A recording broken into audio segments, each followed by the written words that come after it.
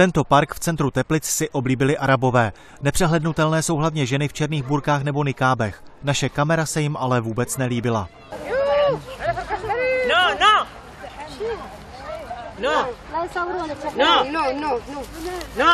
Početná arabská komunita v parku se pro změnu nelíbí řadě místních pejskařů. Třeba paní Vlastě Vackové, která žije v Teplicích 60 let a chodí sem venčit psa denně. Je to hrozný tady, protože kopou do psů, čurbes. Bojíte se tady? To víte, že se bojíme, protože nemůžete večír s tím psem jít vůbec ven. Oni po těch psech jdou, oni do nich kopou. Jako, no, protože pes je pro ně špinavý zvíře. Jiná maminka si zase stěžuje, že Arabové zabrali vedle parku i hřiště pro děti a jsou agresivní. Tam srazili malýho. Kvůli čemu? No jen si hrála, přišla k němu ta malá arabská holčička a strčila ho, byl celý zadřenej. To byla zlobivá holčička. A máš strach tam chodit na to pískoviště? Jo.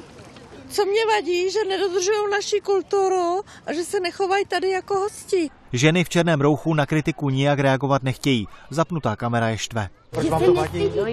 No nemůžete. Proč? Proč nemůžeme? Protože se nesmí fotit cizí lidi na ulici. Nejen pejskaři, ale i další nespokojení obyvatelé Teplic vyšli v pátek 24. července večer do parku dát najevo svůj nesouhlas s chováním arabské komunity. Park obsazují v takovém množství a takovým způsobem, na který my nejsme zvyklí.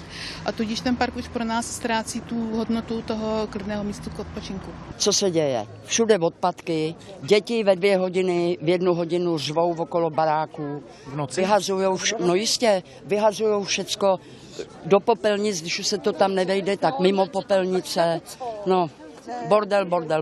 Na protestním venčení psů se ukázal pochopitelně i se psem také poslanec Tomio Okamura, známý svými protiislámskými výroky. Jsme v České republice a nevidím jediný důvod, proč my bychom se měli přizpůsobovat cizincům.